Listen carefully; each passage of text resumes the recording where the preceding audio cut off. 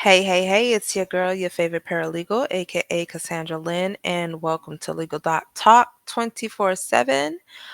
So, we are going to do an update on Diddy's new motion for bail, as well as the denied gag order for them to release the names of the alleged victims. So, let's hop right on into it. So here's the memorandum of defendant Sean Combs in support of renewed motion for bail. It was submitted on, let's see, that is November 8th, 2024, and the motion was filed either that day or a few days prior.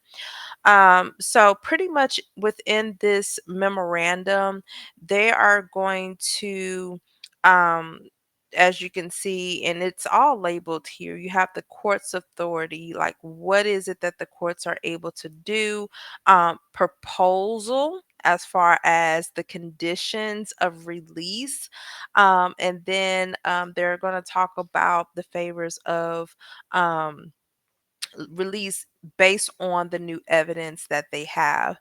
I think their angle, because not only did they file this, they also filed the emergency. I don't was it? Yeah, it was an emergency gag order for them to release the names of the alleged victims. What they're trying to bank it on is it's like this case is getting so much attention on the internet, on the news, that they feel in a sense that he is not going to have a fair trial in any way. So I'm thinking from based off of his attorneys is that I don't want to say that they know something is going to go down or it's not favorable for Sean, but they was like, well, at least while we are trying to get a confirmed court date and while this investigation is still going on, you should be out enjoying your family, so on and so forth. And that's what they're trying to present to the judge. And I'm sure that they are fighting tooth and nails, as well as the state being able to provide them or the judge with their proposal or their reply in regards to all these motions that is being filed by his attorneys. But let's hop right on into it.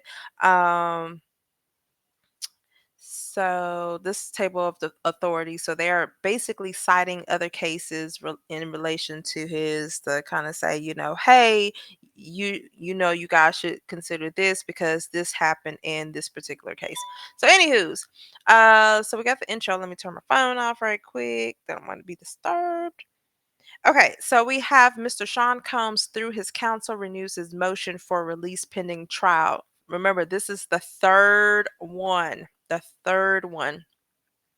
This renewed motion is based on a significantly updated proposed bail package, new evidence, as well as changed circumstances regarding Mr. Combs' ability to prepare for trial while detained.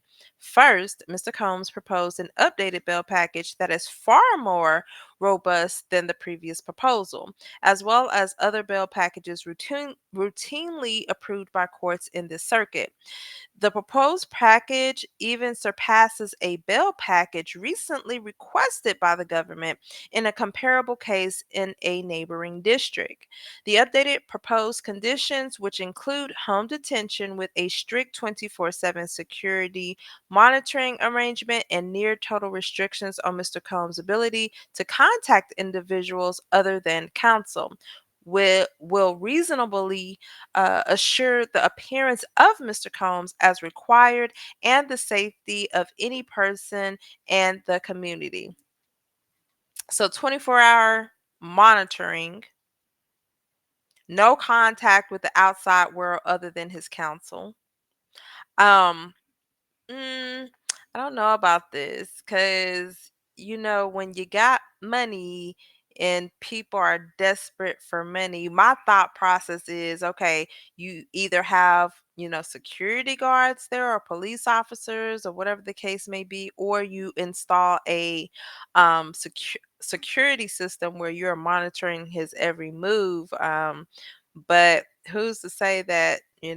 somebody might overlook some things. I don't know. It's just, I don't know. And then the ability to not contact anybody else other than counsel. I'm sure he'll have, his son's phones or his girlfriend or whoever, his daughters. I don't know about that, but that's what they're proposing. Second, new evidence received in discovery from the government undermines the primary basis on which the government initially sought and Judge Carter ordered detention. The evidence makes clear that the government's case is thin. It confirms the defense's initial description of the events depicted in the March 2016 video recording. The video is not evidence of a coerced freak off, but rather a minutes long glimpse into a complex but decade long consensual relationship between Mr. Combs and victim one. Additionally, the new evidence refutes the government's pro-offer at the initial hearing regarding a potential second alleged victim. And the new evidence confirms that the government's obstruction and witness tampering allegations at the initial bail hearing lacks a factual basis. Third, Mr. Combs' conditions of confinement infringe his constitutional rights to participate in his defense.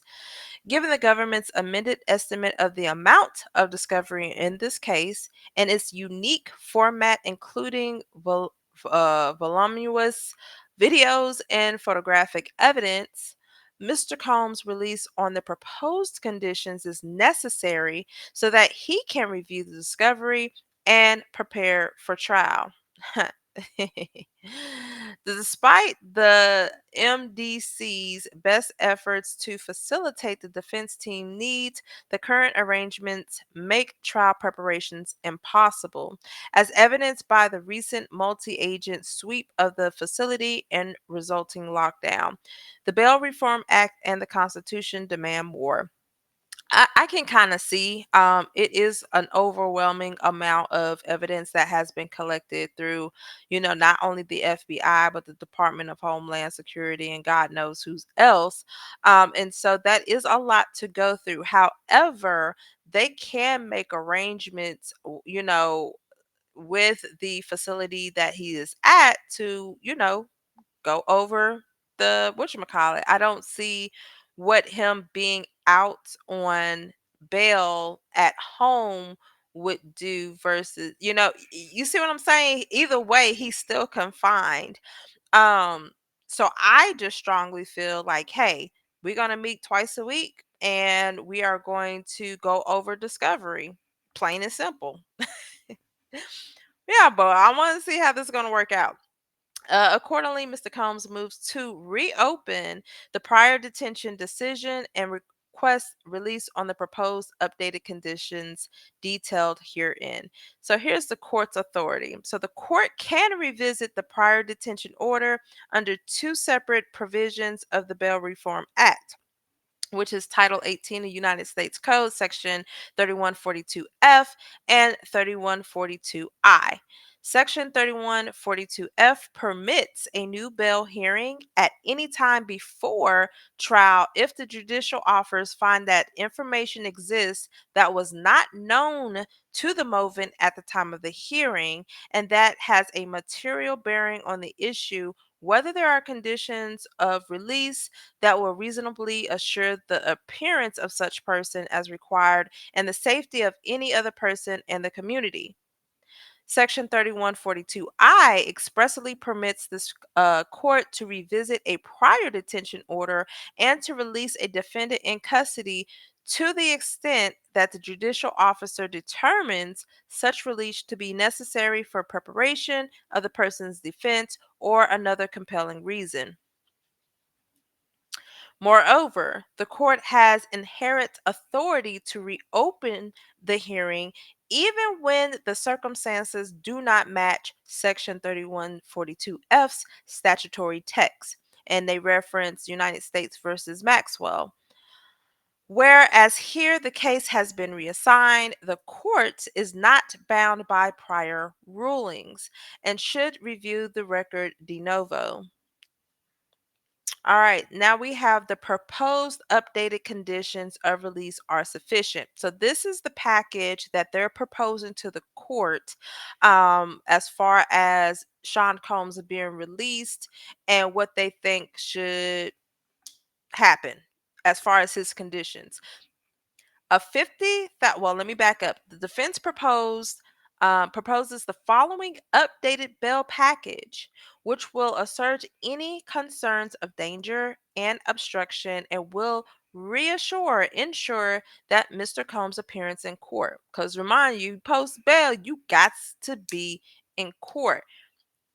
The judge wants to know, how do you know your client is not going to escape, flee the country? How do we know they're going to make the appearance at the next hearing or trial or whatever, whether it's a hearing or trial? How can you assure us that he's going to be present? Well, they first said, okay, let's make this a 50, what is that? 50 million, a $50 million bond co-signed by Mr. Combs, his mother, his sister, the mother of his oldest daughter, and the mother of his youngest daughter, and his three adult sons. I'm giving like the little side eye on this one. His mama. Secured by the equity in Mr. Combs' residence located in Miami, Florida, an unencumbered property appraised at about $48 million. I can't remember. I thought I saw something where they said that they were having trouble actually selling one of his homes. Further secured by the equity of Mr. Combs' mother's home in Miami, Florida. So co-signed the kids, the mama, sister, his daughter's mamas, and his sons, his residence in Miami, and then his mama's home. So yeah, they putting all that up for collateral. Full home detention at his residence in Miami or a suitable location in New York with a GPS monitoring. Counsel will travel to his location for any in person meetings with Mr. Combs or have counsel meetings via video. To the extent Mr. Combs' travel is necessary to attend court or pre approved medical appointments, his travel will be restricted to the Southern and Eastern Districts of New York and the Southern District of Florida. Mr. Combs must pay all or part of the cost of location monitoring. Oh, so that means like even if you said that you need to go to your daughter's graduation and wherever that is, you got to make sure that you pay to have yourself monitoring. So I'm very interested on how that's going to be possible.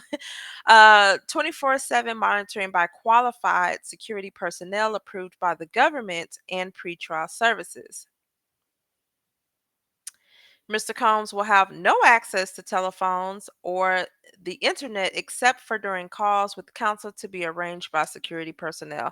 Bro, I would honestly, well, I don't know about staying in jail, but no calls, no internet. Exactly what are you going to be doing? I guess just sitting there watching TV and binging on Netflix. Some of these darn smart TVs, you can access the internet on the TV too. So, mm, restrict all visitors except for counsel and a pre-approved list only consisting of specific family members with the consent of pretrial services and the government. Family visits will be scheduled only with pretrial services prior to approval. Security personnel will monitor family visits. Okay. Mr. Combs shall avoid all contact directly or indirectly with any person who is or may be a victim or witness in the investigation or prosecution. Because from what I read in a previous petition, this man had contact with one victim.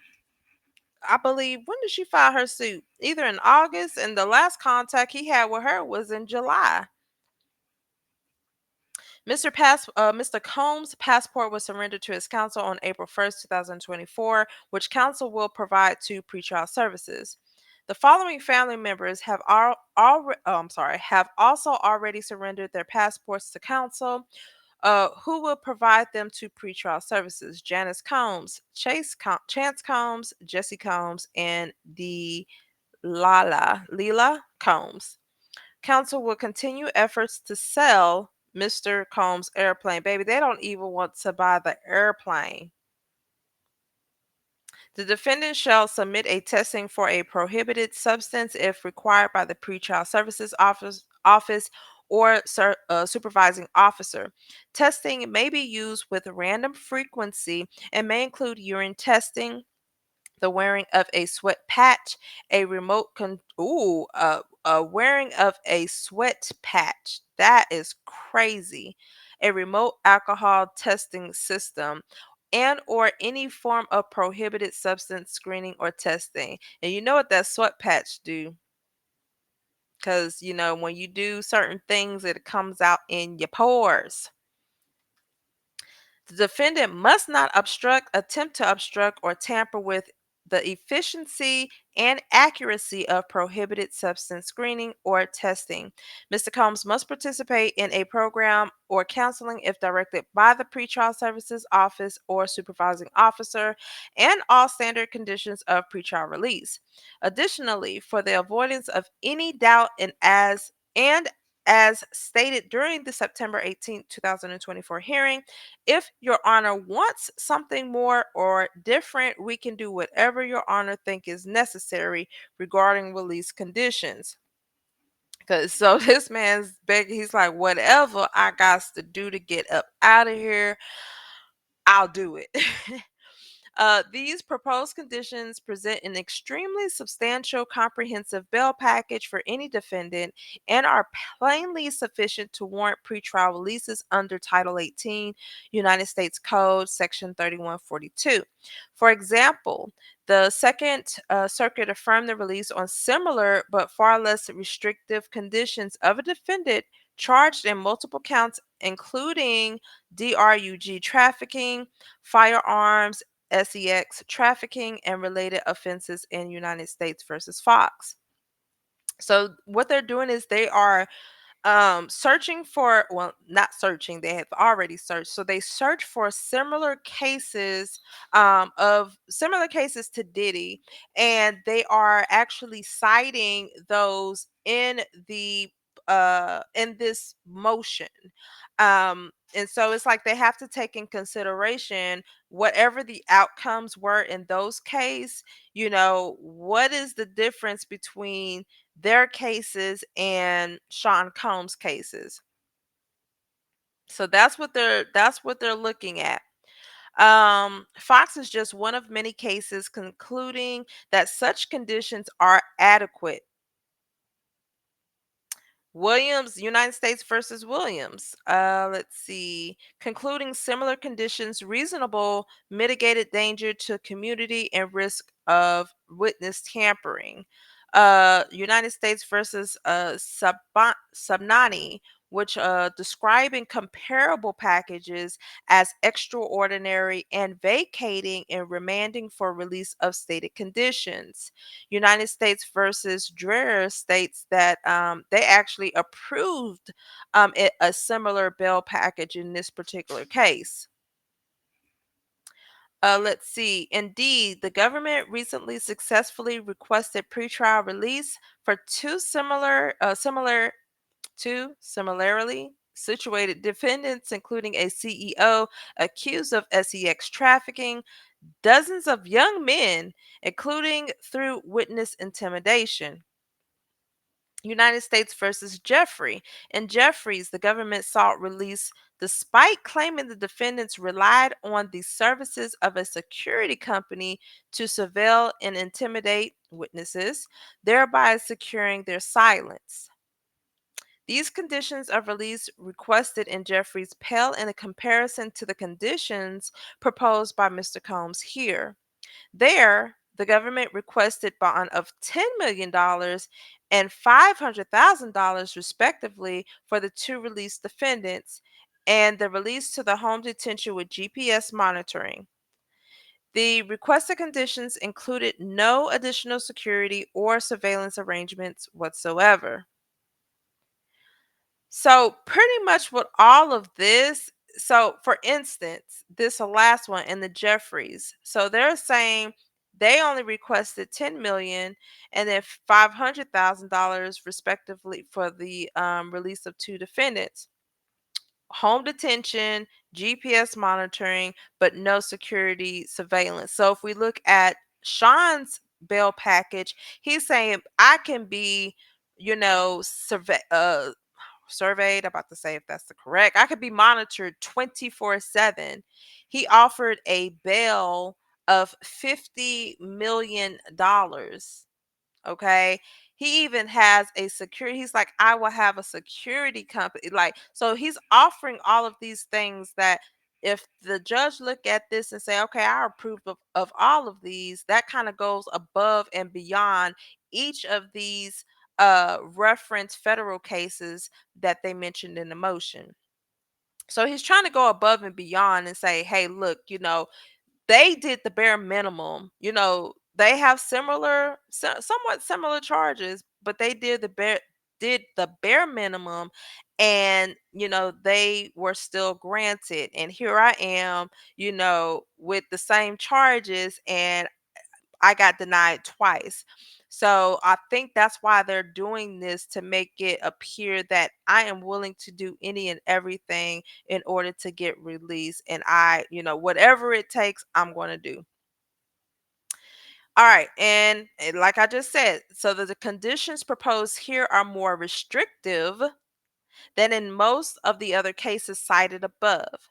Mr. Combs would be in custody of professional private security officers, whereas most of the cited cases impose only electronic monitoring or placing the defendant in a custody of a relative alone. The proposed security monitoring is precisely the situation contemplated by the statute. It specifies that conditions may include the defendant remaining in the custody of a designated person who is able reasonably to assure the judicial officer that the person will appear as required and will not pose a danger to the safety of any other person or the community. As Judge Ratkoff has explained, if a defendant is strictly confined to an apartment with electronic monitoring, there is no meaningful likelihood he will engage in any conduct constituting a danger or tamper with witnesses. Moreover, although the court should make its own determination de novo, the updated bail package proposal negates the specific concerns that Judge Carter identified during the initial September 18, 2024 hearing. Let's see. During the hearing, Judge Carter's primary concern appeared to be a risk that Mr. Combs could obstruct justice and intimidate witnesses using third parties, in which and they are watching these civil cases, all of these essay cases that are coming out. They are paying attention to those. Though, like, some of the victims have stated that he has been in contact with them as late as this year. As late as this year. So they're not dumb. Specifically, that he would still have access to employees and other individuals. Wait, specifically that he would still have access to employees and other individuals and could obstruct justice and intimidate witnesses through those folks, even through even encoded messages if necessary. Yeah, so that's the fear. So that's why they're saying, he's not going to have contact with anybody other than his named family members. But then again, who's not to say they're not going to use those coded messages to intimidate witnesses? However, under the proposed updated bail conditions, Mr. Combs would not have access to employees and friends and the alike, but he will still have access to family members. Mm. And would not speak with those employees. I just don't see that. That's one thing that I don't know. I really don't know. I'm not too sure about the mother or the boys.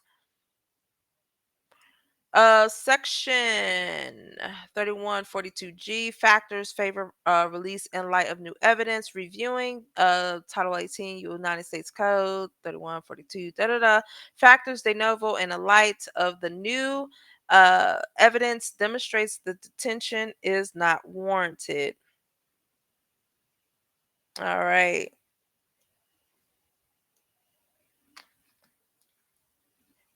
All right. The nature of circumstances of the offense charged. The indictment has three counts.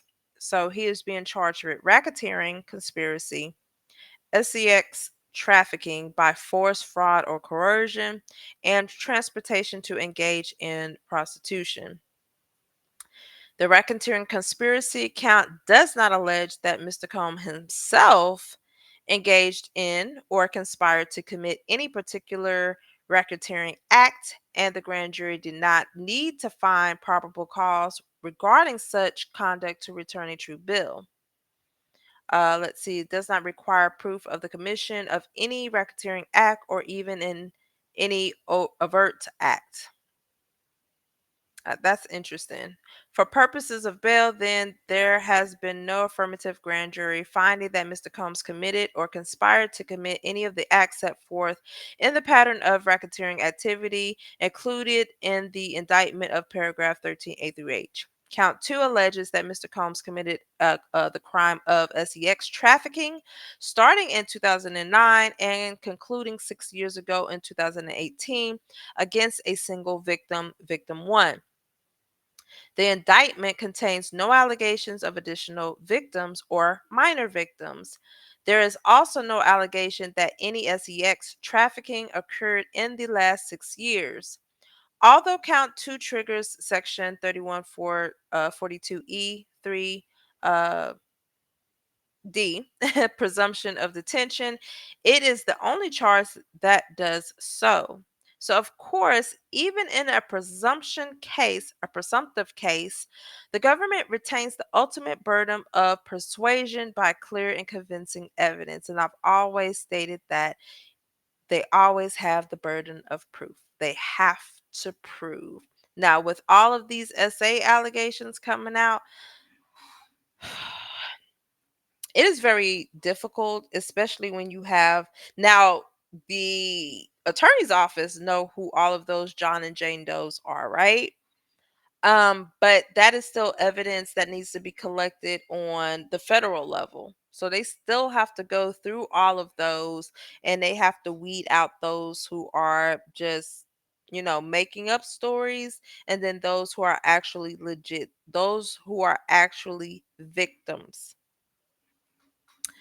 The weight of evidence in light of new evidence. So, over the past 6 weeks, the defense has received approximately 23.5 terabytes of discovery material. That is a lot. The material reveals new information about the case, the evidence, and the government's previous bail contentions that was not known to the movement at the time of the hearing, and that is why they're moving for de novo. So de novo is like from the beginning. It wasn't. Man, I'm trying to figure out how I can explain this in the best way. So because it was not known to Diddy, it has to become known. He has to be provided the copy of discovery to review. It doesn't matter. That's in all cases. Any case that I have worked on, we submit discovery to them and they submit discovery to us. The quickest way to get a case dismissed is if you withhold evidence. So he does have a right to review any of the new discovery material that has came in. The new material demonstrates that the government previously misrepresented the weight of the evidence, and it undermines the government's claim that Mr. Combs presents a danger. So, once again, the state has to prove that he is dangerous, that he does not need to be out on bail and with, amongst the community. Now we've seen the Cassie video, right? We've heard of the things that he has done in those essay complaints, but it's still up to the state to prove, the prosecutors to prove that he presents a danger to society. Says first, the discovery includes, and they redacted this information that refute the government's core SEX trafficking allegations. Secondly, this new discovery negates the government's claim at the initial detention hearing that there is a potential second victim. Third, the discovery shows the government's obstruction and witness tampering. Alleged allegations were entirely misleading. And finally, the government failed to disclose the court information concerning such and such testimony that undermines its claims. We take each in turn. Yeah, I was trying to figure out how I could redact this so I could see the names. There's no way.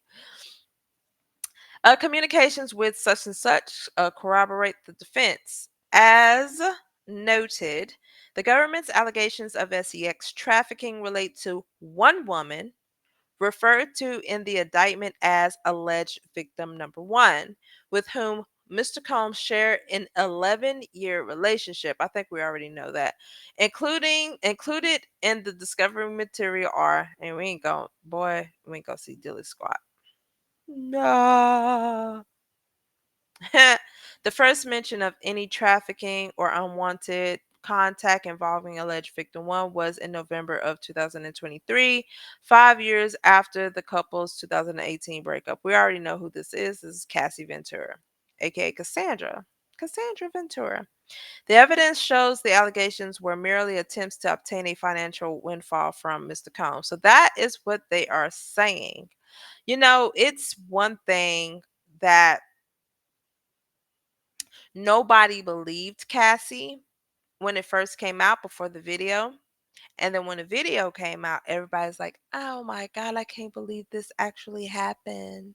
And that's normally how it is. That's when I told I was everything but a child of God. I was lying. I was making up everything. I had mental issues, the whole 9 yards. So, and that's why people are scared to speak out because of like this. Things like this. You call them a liar until there's evidence that comes out that says otherwise. So here they're just trying to make it seem like Cassie was out for money. And I'm not even going to lie, when I first initially heard it, I mean, I wouldn't have said that she was out for money. But at the end of the day, if I have endured all that she has endured, no amount of money would, make up for that. But I'm going to put you through the ringer. I definitely am. I'm going to put you through the ringer.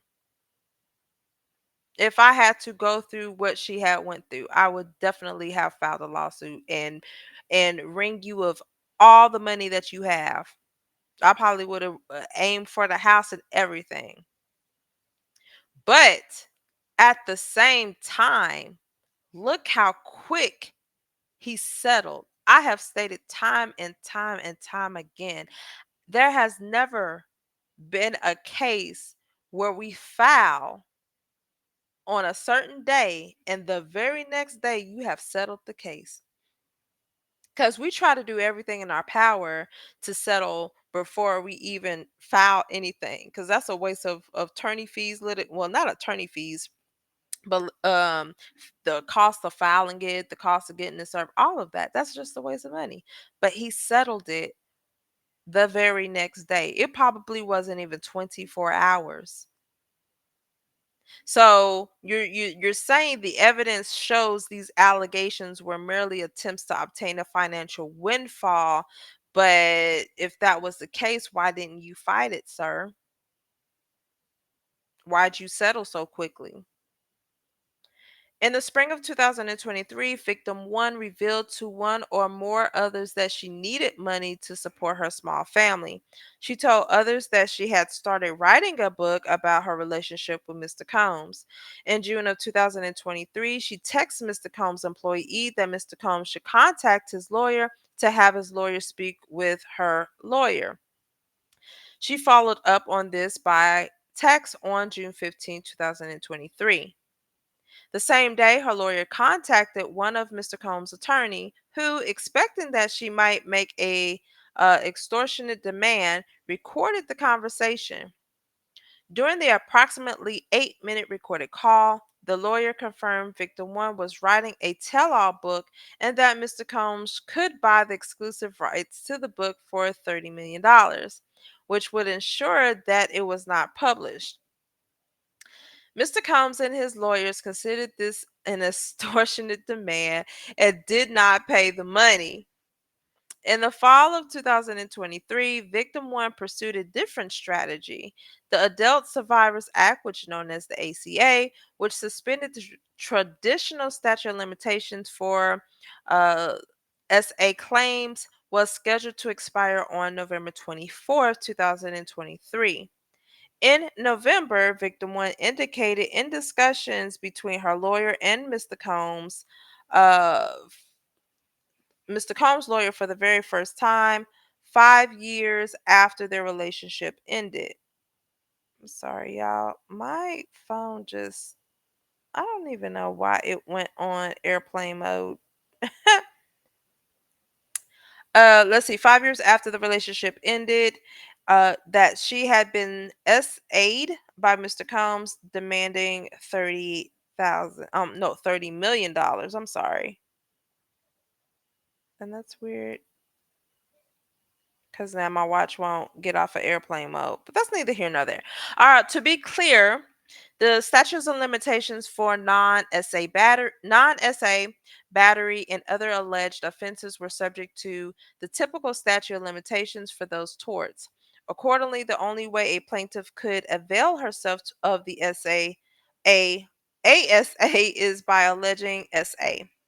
Thus, on November 16, 2023, days before the ASA expired, victim one filed a civil complaint alleging inter alia S trafficking. The case settled quickly without any admission of wrongdoing. Now, there may not have been a direct admission of wrongdoing, but there definitely was an indirect admission. With the release of civil complaint, law enforcement saw an opportunity to build a criminal case against Mr. Combs. Discovery shows that within days of the civil case settling, this investigation began. The government recycled victim one's allegations, but the case requires her potential testimony, which will be refuted by years of written correspondence and other documentary evidence. The alleged second victim is not a victim at all. During the initial bail hearing, the government alluded to a potential second victim, arguing that Mr. Combs' contacts with this purported victim were evidence of obstruction. And this was in the September 18th. Let's see. Darn, darn, darn. Let's see. Despite the government's claim that this woman is a trafficking victim, the defense has learned that the government has not even spoken to her, nor was she the target of any obstructive conduct by Mr. Combs. The government clearly misled the court and concealed the true facts during the initial bail hearing. For example, the government knew, but the conduct was nothing of the sort, which the government clearly knew. Indeed, the discovery confirms. Man, can't even see it. Doodle bugs. The government's other obstruction and witness tampering allegations were false. The discovery also undermines the government's argument that Mr. Combs attempted to tamper with other individuals, including grand jury witnesses. During the previous bail hearing, the government outlined that it billed as obstructive communications with grand jury witness in June and July of 2024. It further characterized Mr. Combs' September 2024 communications with another person as witness tampering. Judge Carter considered this the government's most persuasive evidence, posing the questions to the defense. If he's aware of the April 1st, 2024, then again, why is he contacting witnesses in June and July of 2024? That goes back to, and I believe English, that essay case. He was it her or Graves? I can't remember. It's one of those two where he was actually still contacting them. The latest was 2024 July, if I'm not mistaken. And like the judge is asking, what would be the purpose of Mr. Combs continuing to speak to that witness after September 11th? Mm-hmm. But the recent discovery now, what it says, corroborates the defense arguments at the initial bail hearing. At the hearing, Mr. Combs' counsel explained that his contacts with these people, were not in any way obstructive, meaning that he wasn't trying to say, you better not, you better drop your lawsuit, or I'm gonna do this. That's what they're trying to say. But one grand jury witness contacted him, not the other way around. What? The September 2024 communications were with an individual represented by counsel who wanted to make a public statement. And to the extent individuals were contacted, defense counsel that to conduct a responsible defense investigation. Let me reread that. And to the extent individuals were contacted, defense counsel explained that to conduct a responsible defense investigation, it must, of course, continue to interview witnesses. In opposing these arguments, the government misled the court and concealed the actual content of the communication. The truth, however, is that a grand jury witness, the one whom Mr. Combs had not spoken in several years, these statements, which the government conveniently withheld from the court, in no way evidence obstruction. Man, we're not gonna see none of this. Testimony of such and such undermines the government's case. Defense counsel noted at the initial hearing that based on the defense interviews and investigations, several individuals associated with a male companion agency have stated to the prosecutors they were paid for their time, not for SCX. This is not a surprise, as the companion agency is not some secretive underground operation. It has been operating in the open for over a decade, with a website of over 10,000 followers on X, formerly known as Twitter, and its operations have been featured in well-known magazines. And its CEO actively courts media attention, starred on a Showtime series about male companions, and has been repeatedly interviewed on national talk shows and the national news. According to the CEO, the company's services have exploded in popularity because of all this publicity. I'm clueless as to what this is, so if y'all know the name, shoot it to me. In other words, the government's allegations are incredibly weak and contradicted by the testimony of its own witnesses and the discovery related to date or received to date. Ha! This right here is about to crack me up. Mr. Combs' character and history and other section of 3142 G3A factors. The Bail Reform Act requires courts to assess a personal character, physical and mental conditions, family ties, employment, financial resources, length of residence in the community, community ties, past conduct, history related to DRUG and alcohol abuse, criminal history, and record concerning appearance at court proceedings. Title 18, United States Code, Section 3142 G3A. In addition to Mr. Combs' prior arguments regarding his cooperation to date, which we incorporate herein, we note the following. So let's talk about his character right quick. Mr. Combs has never run from a problem. He has had more than his share of adversity, as he does now, and he has responded to every such allegation with integrity. Sean Combs was born on November 4th, 1969, at Women's Hospital in Harlem, New York. Shout out to Harlem, got folks in Harlem. His mother, Janice Combs, was a teacher's assistant. His father, Melvin Combs, died when Sean was 3 years old. His mother and others told him that his father was unalived in a car accident. It wasn't until years later, when Sean was a student at Howard University, that he researched microfiche and learned his father was unalived. Determined not to let her only son follow in her deceased husband's footsteps, Janice were perhaps extra protective of Sean. She raised him with a strong belief in God, religion, faith, and redemption. At the age of 10, he became an altar boy mm, at the parish of St. Charles Borromeo at 282 West 151st Street in Harlem.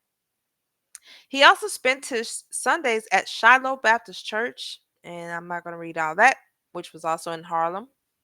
When Sean was about 12, he and his mother moved to Mount Vernon, a small city in Westchester County bordering the Bronx.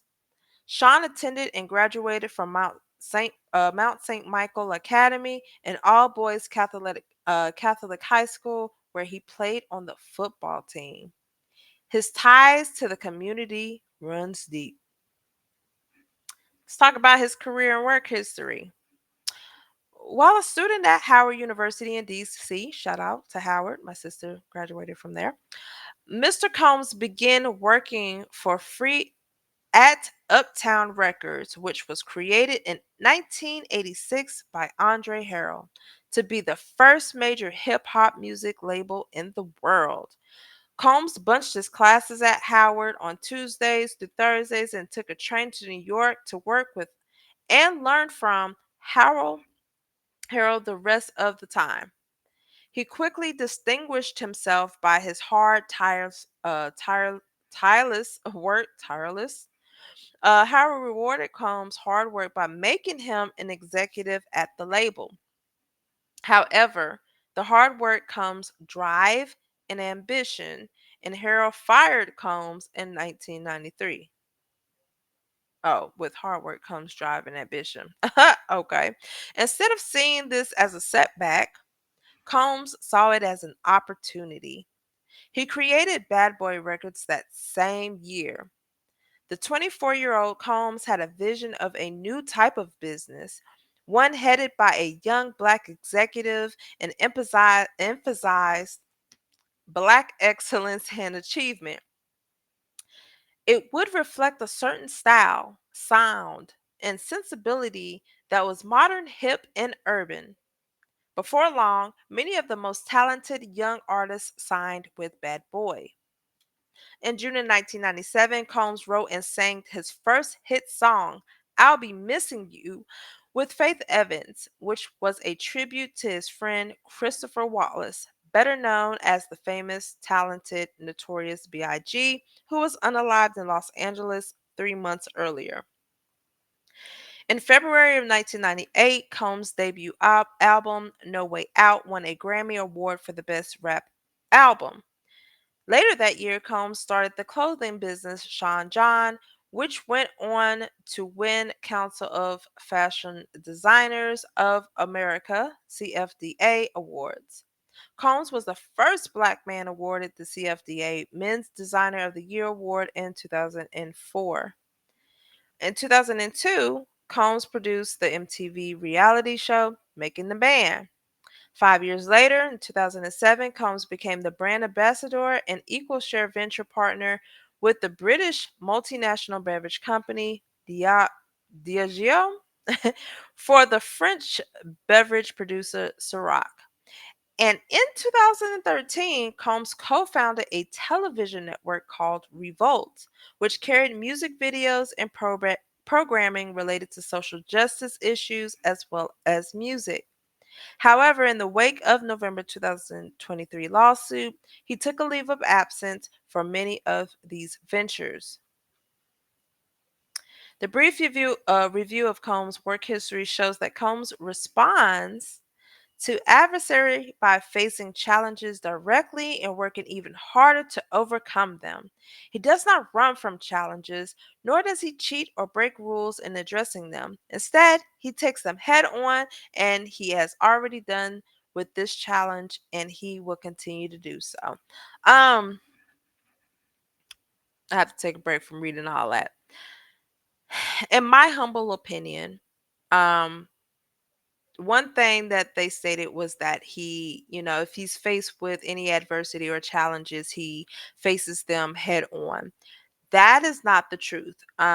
If we even go back to the Cassie incident, it was like he was running. Like, one, you paid her the day after, right? She filed suit, and then you wait till after you a video was published of you brutally beating her, and then you go and you put a apology video where you didn't even apologize to her. You was mainly apologizing to us, saying, pretty much saying that, I'm sorry that you guys had to see this video. Because have you ever, from the time that you stopped dating Cassie, have you ever contacted her to apologize for what you did? Don't wait till something comes out, because all through that, since that, you posted on social media that pretty much everybody is fabricating the story. Everybody was lying on you. So I don't think that he, you know, how can I say, if it's worth money, I think that's where he faces, his challenges, and he takes them head on. But when it comes to relationships or anything that's dealing in his personal life that is not involving money, but more so power and all this other stuff, he's not going to um address those head on. He did not plan on being caught, and he was running. In my opinion, he was running. So I don't agree with that. And that's, if I'm looking at that, I'm pretty sure the courts will as well. Now we're going to talk about the contributions to the community. Something that, they already like. I don't even know how to say this. This is like Jeffrey Dahmer or Ted Bundy or um John Wayne Gacy, all of those sickos, by them doing stuff in the community, does that, I don't want to say justify, does that cancel out what you did because you were active in the community? Because that's what they're trying to, and I understand what they're trying to do, because that's what we do when we draft these things. We're trying to show the positive things and hope that it will have, the judge will have some type of leniency on the defendant. But let's see what he did to the community. Mr. Combs is also an incredibly philanthropic and cares about the community here in New York and elsewhere. Since founding Bad Boy Entertainment, Mr. Combs has actively supported and donated millions to after school programs and organizations like the Boys and Girls Club of America. He has also supported organizations including the National Foundation for Teaching Entrepreneurship, creating opportunities for young entrepreneurs. A cornerstone of his philanthropy is education, And he fulfilled a lifelong dream when he, with a partner, opened Capital Preparatory Harlem Capital Charter School in 2016 to provide a high quality education to inner city youth in New York City. The success of his initiative led to the launch of Capital Preparatory Bronx Charter School in 2020, with Combs donating $1 million to support its development.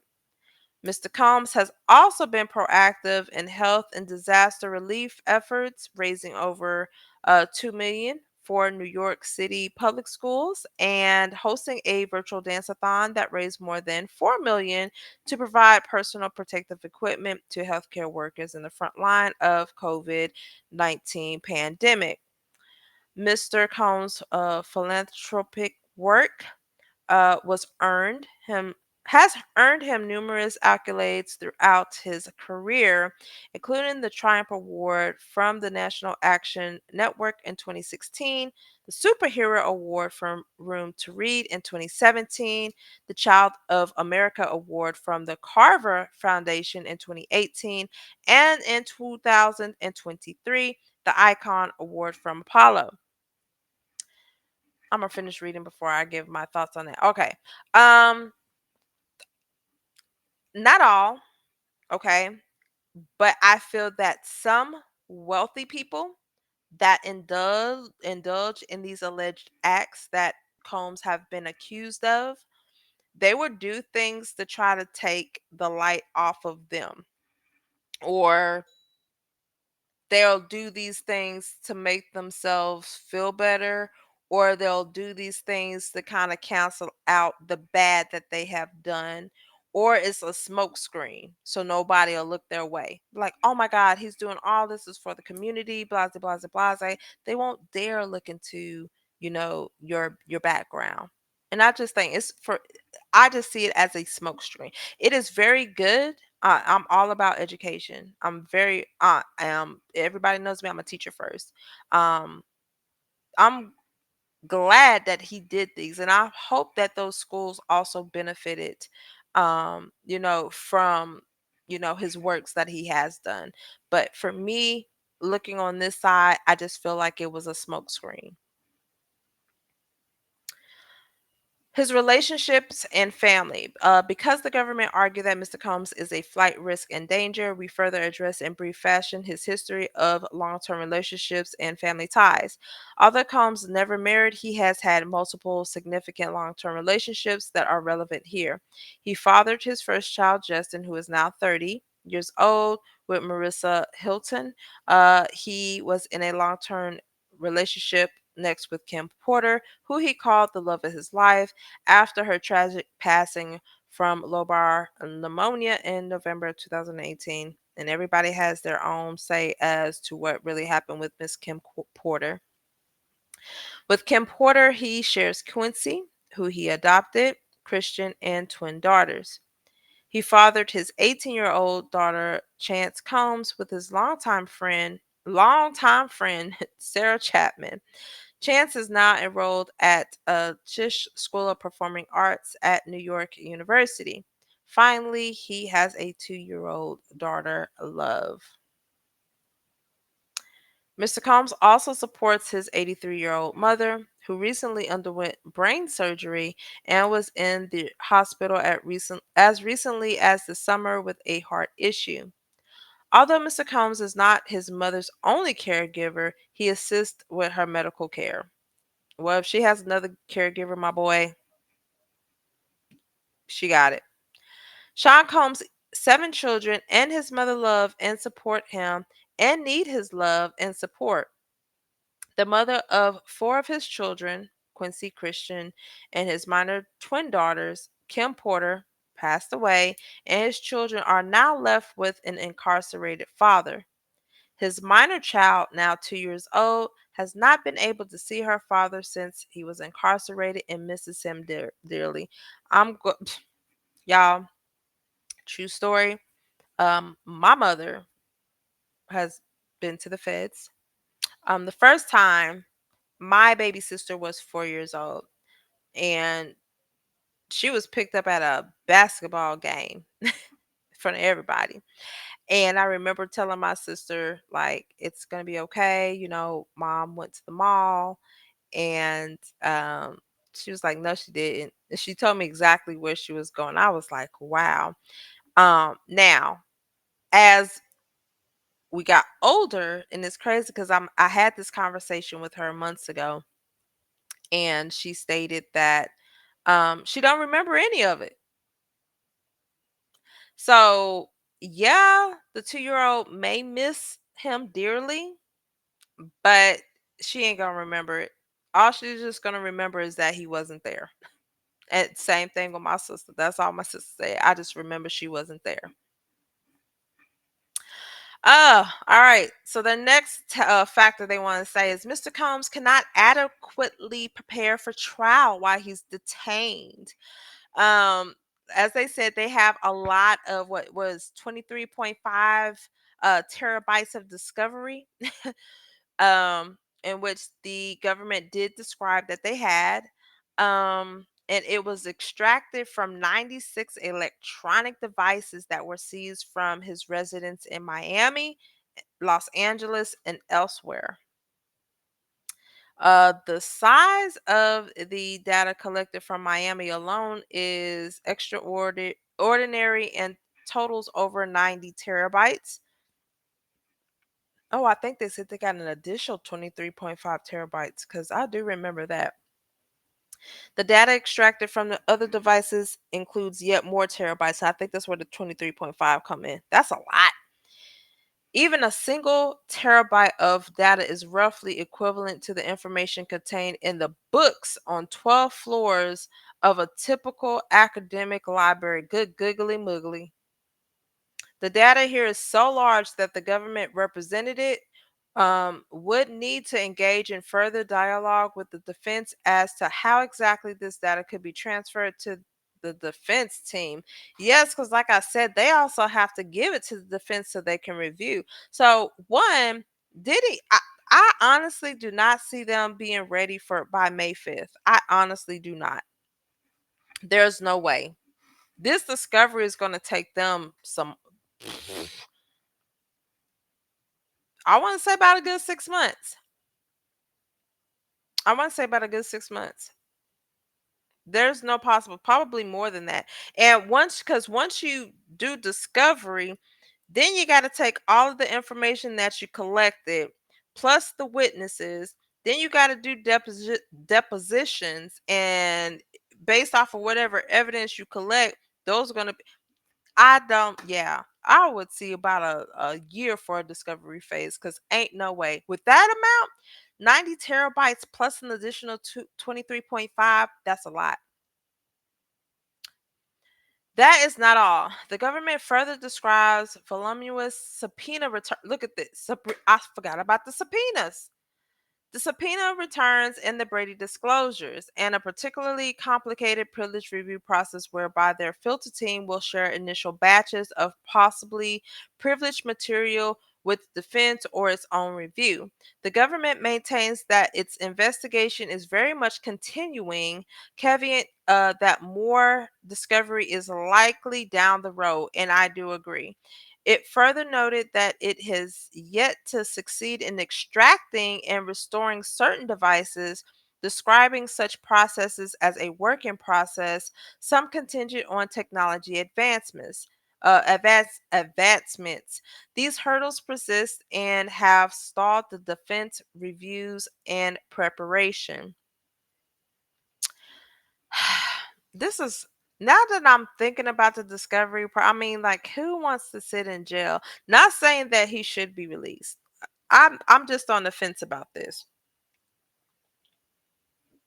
I'm really on the fence about this one because it's going to be a very long time. I forgot. So the discovery off of those drives and computers, the subpoena, the discovery, well, not discovery, the evidence from the subpoenas, because if they subpoena social media, um it could have been, social media, it could be phones, it could be people, it can be businesses, it could be a whole lot of stuff.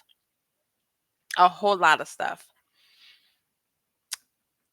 They say you're innocent before proven guilty. I don't know about this one.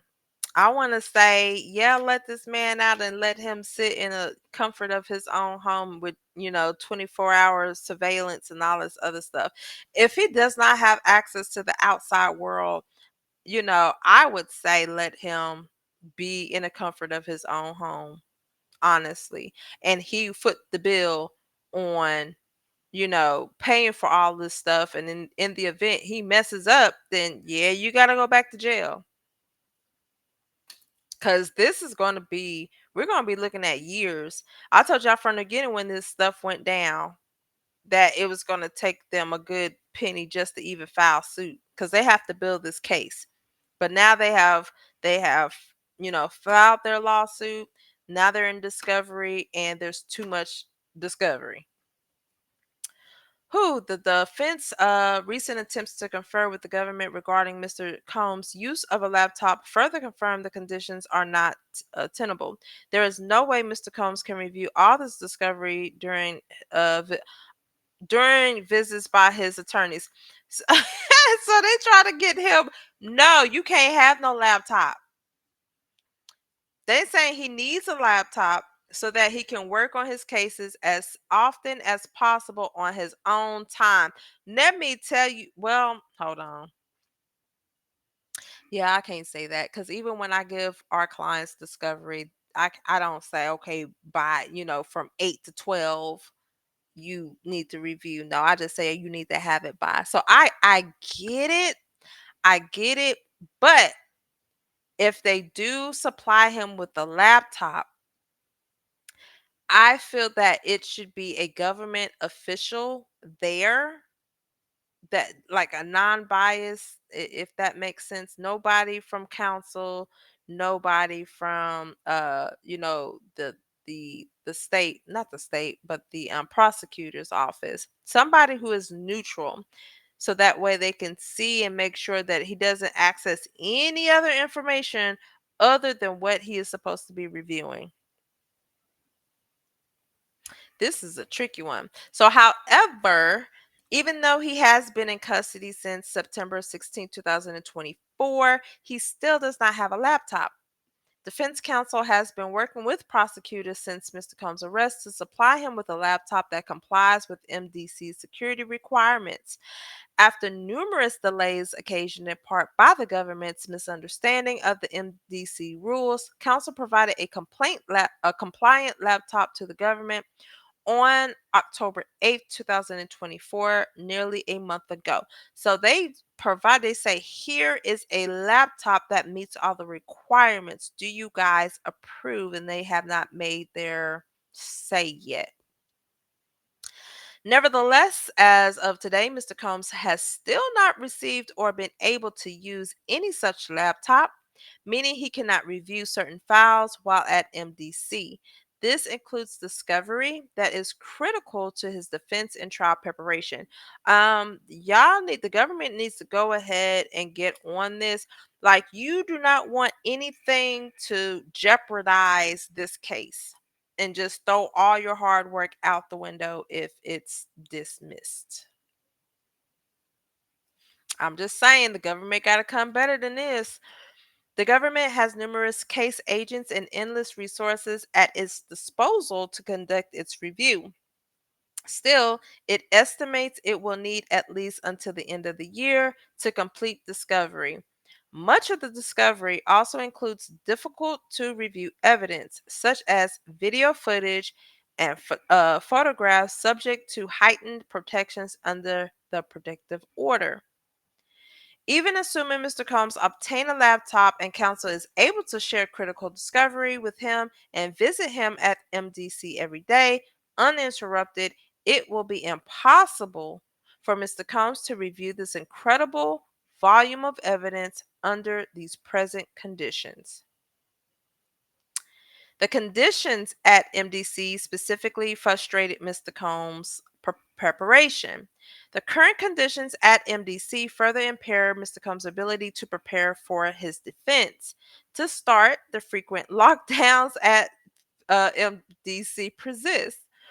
As many judges in the Southern and Eastern districts have observed, inmates at the MDC spend an inordinate amount of time, oh gosh, on lockdown. That's crazy.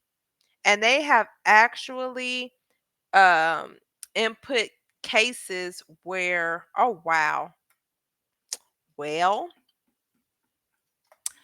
Mr. Combs has not been spared from these lockdowns, which have directly frustrated his defense preparations.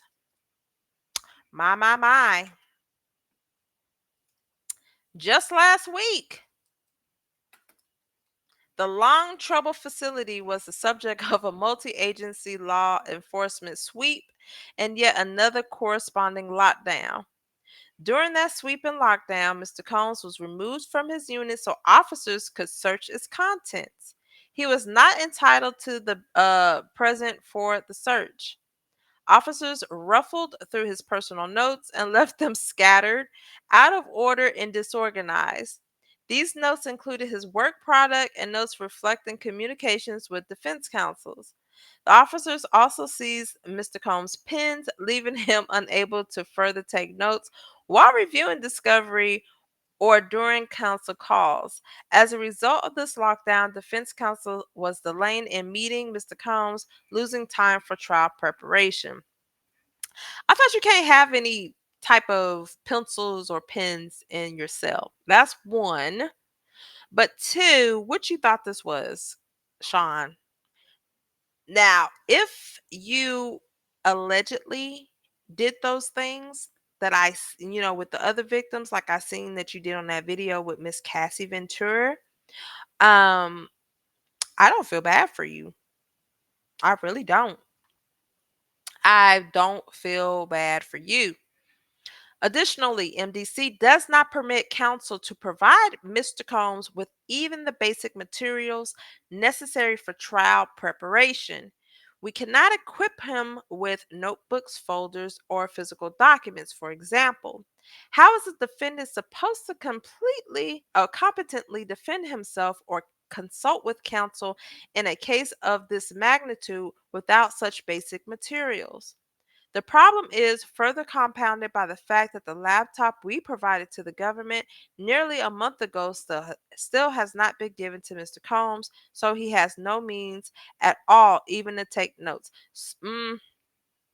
So you're going to give him a laptop that only access Word and possibly a flash drive or um yeah, I just want to know how that works.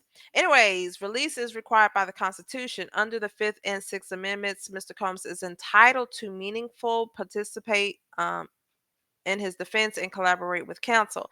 The traditional right to freedom before conviction facilitated these rights by permitting the unhampered preparation of a defense. Sections 31, 42E and F allowing limited detention of arrestees were enacted against this historical backdrop. Under the Bail Reform Act, a detention order is only lawful to the extent it affords reasonable opportunity for private consultation with counsel, as it explicitly permits pretrial release when necessary for preparation of the person's defense. Ooh, boy, they ain't playing. They hitting them with they hitting them with the Constitution and the United States Code. I mean, they got it right. If that section says that it permits a pretrial release when it's necessary to prepare for his defense, and they haven't allowed him to properly review his discovery, I mean, y'all have no. And here's the thing, I don't know where the states is going. I haven't seen their reply to this. I need to go back and watch it, not watch it, find it and read it. um but they have to make some type of compromise. Like, you can't just flat out not do anything. You definitely don't want to hinder him from, being able to review all of the evidence, because that is his constitutional right. And if it's a plethora of evidence, me personally, knowing what I know now about the lockdowns and stuff, there's no way that he can adequately prepare for trial. So he has no choice but to, do it in the comfort of his own home, and just ensure that the security measures are in place so that way he does not violate any of the conditions. Although the Supreme Court has rejected facial challenges to the Act's procedures, it has not determined whether or not they might be insufficient in some particular circumstances, such as those outlined here. Keeping Mr. Combs detained under the extraordinary circumstances here would leave him unconstitutionally handicapped in consulting counsel, searching for evidence and witnesses, and preparing his defense. And I agree with that.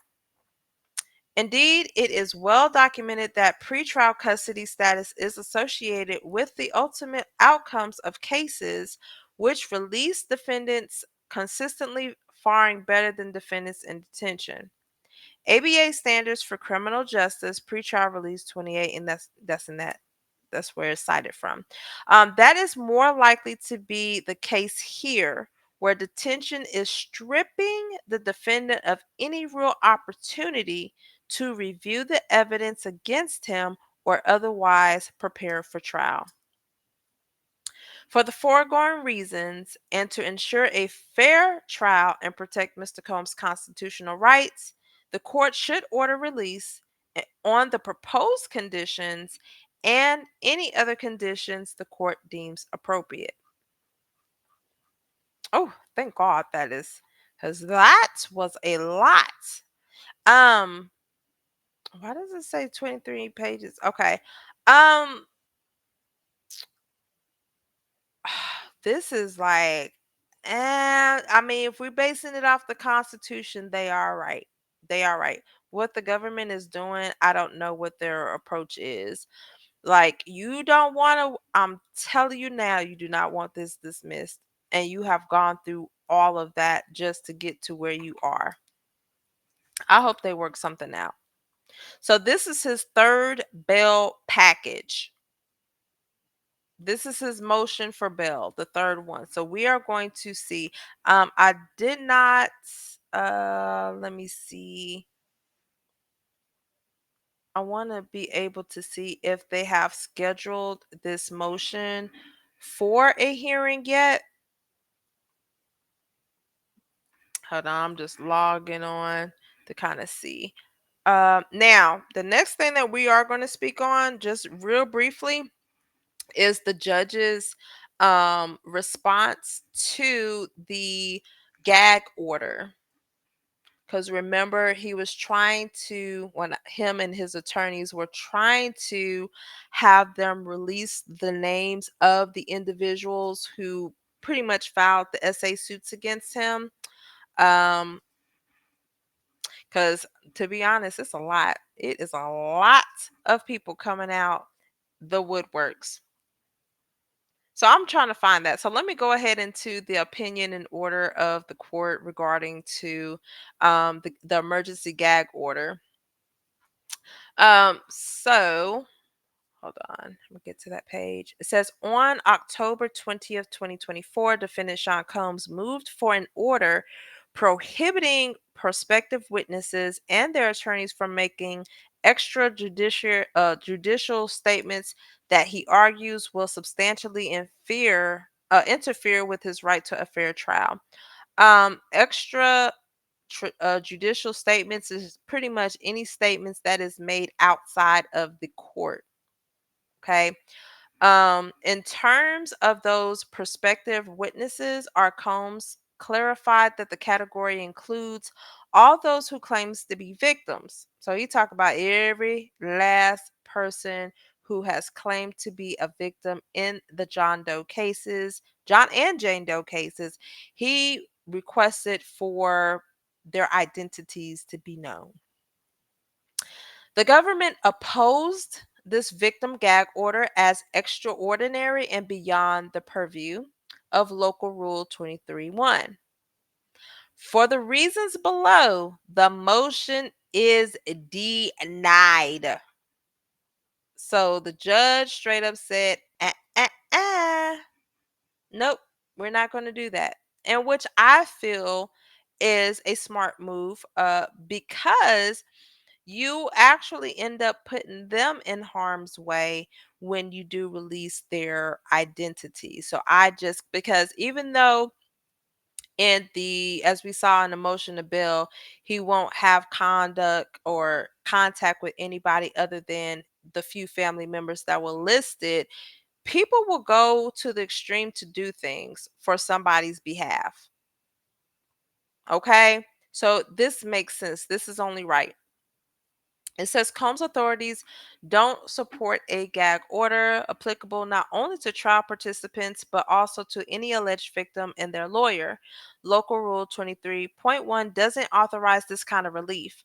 The limitations of that rule don't even apply to witnesses, let alone prospective ones that haven't yet been identified. Ooh, they certainly don't apply broadly to any alleged victims and their lawyers. Even Local Rule 23.1H, which allows the court to issue special orders related to extrajudicial judicial statements, only applies to parties and witnesses. And to impose a special order, court must consider whether it will be necessary to ensure an impartial jury and must find that other less extreme available remedies, singly or collectively, are not feasible or would not effectively negate the pretrial publicity and bring about a fair trial. Among the remedies that the court is required to consider are searching VRDI, em- emphatic and jury instructions, and cessation of jurors. Man, y'all, it's been a long day. So don't judge me. Matters that Combe hasn't addressed. So a gag order under Rule 23.1H is an extreme remedy to issue only as a last result. And what Combs is seeking goes even further. I have the emergency gag order, but that is very, very long. And so I have not read that. But let's see, I'm assuming they mentioned his Sixth Amendment rights in that emergency gag order. And here they're saying Combs' Sixth Amendment authorities don't support his proposed order either. In Shepard versus Maxwell, the Supreme Court observed that the trial court might well have proscribed extrajudicial statements by any lawyer, partner, party, witness, or court official which divulge prejudicial matters. But it did not indicate that blanket restrictions on potential witnesses, or even more broadly, all alleged victims, would be appropriate. Let's see. In another case, Neb Press Association versus Stewart, the court only suggested that trial courts could, in appropriate cases, limit what the contending lawyers, the police, and witnesses may say to anyone. Combs' other cited authorities are similarly unhelpful. Each allows some restriction on trial participants or the press, but says nothing about potential witnesses. Let's see. In Gentile versus the State Bar of Nevada, is they ruled upholding restrictions on statements by attorneys. In the read of application of Dow Jones and Company, they upheld that the district court was justified in considering the imposition of a gag order on trial participants. And Skilling versus United States, they summarized generally the conditions which, under press coverage, can interfere with the right to fair trial. The only decision Combs identified that appears to involve a bar on speech by all potential witnesses is United States versus Brown. In this particular case, the district court imposed a gag order prohibiting parties, lawyers, and potential witnesses from making extrajudicial statements. While the Circuit upheld this order, it described the order as only affecting attorneys, parties, and witnesses. And its discussion on the constitutional considerations at stake characterized the order as restriction on the extrajudicial speech of all trial participants. The Brown court certainly did not address the sweeping First Amendment implications posed by a gag order applying to the alleged victims and their lawyer. But the Fourth Circuit in Murphy and Brown LLC did. That case dealt with the order very similar to what Combs seeks here.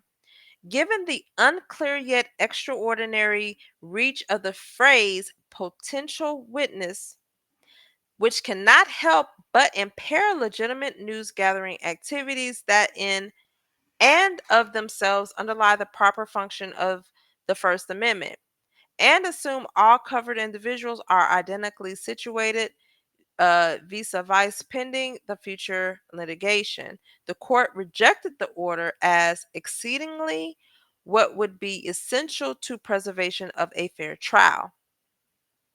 The Fourth Circuit also skeptical of how the order would impact more than 20 cases that will be tried over a period of years, and how it treated lawyers no differently from parties who in turn were treated the same as potential witnesses. Just as in Murphy Brown, the requested order here is incredibly broad, treats potential witnesses identically to their lawyers, and impacts a series of ongoing cases. The court has an affirmative constitutional duty to ensure that Combs receives a fair trial, but this essential Sixth Amendment requires must be balanced with the protections of the First Amendment affords to those claiming to be Combs victims, especially because prior restraints on speech are the most serious and less tolerable infringement on the First Amendment rights, because that's the freedom of speech. So those they should be able to, how can I say this? They should be able to come out and tell their story, if that makes sense. They should be able to come out and tell their story. They should not have to be hushed. If you think about that NDA, he used that as a tactic. And many people don't know that criminal activity is not bound by an NDA, a non-disclosure. So people who signed it was thinking, "Oh my gosh, if I snitch on him or if I go to police, they were thinking either that they can't do it, or if they did do it, they would have to deal with the stipulations and consequences that was stated in the NDA. When it comes to criminal activity, uh-uh, you can snitch and it's okay. The NDA means absolutely nothing. So it's okay. So if you are a victim, a potential witness, you can come forward. You can come forward and you can speak. So he just simply tried, and I'm not, let me see. I'm trying to see what else they put on here. So either way, what Diddy tried to do, it was denied. You can't stop anybody from speaking up. You can't. And I just really feel now that there are going to be even more people coming out. But at the same time, the attorneys and the firm. So there's two firms. You have Tony Busby's firm, who is also partnered with a firm in California. And I know that they're working overtime. I need to go see if they need some extra hands. But if they do, I probably won't. Well, probably I can't speak on this, so never mind. Um, but they are going to have to weed out. Um, the suits that are being filed, I don't think they have selectively,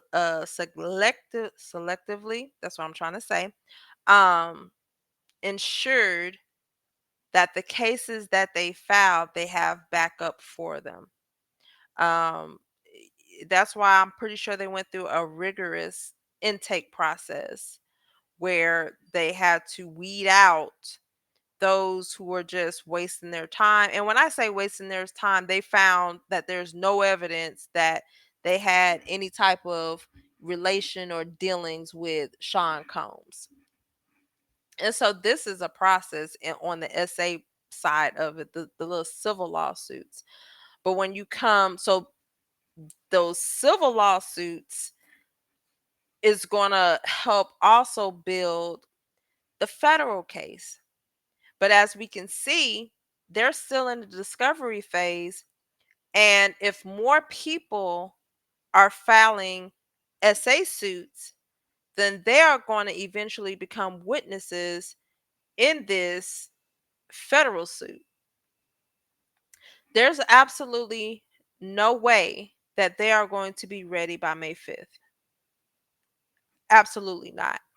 But the government is going to have to make sure that they're following the book to a T. I've seen so many things that are just kind of side eyeing, like, okay, y'all, just like with, his right to, he has a constitutional right to be able to prepare for trial. And he can't do that if the conditions in the facility is not allowing him to do so. Y'all are invoking on his constitutional rights. Don't mess around and get this case dismissed. Now I was going, let me see. I was trying to see if there were I don't see that motion has been scheduled. So the motion for bond or bail, I don't see that it has been set for a hearing. I'm looking on the docket right now.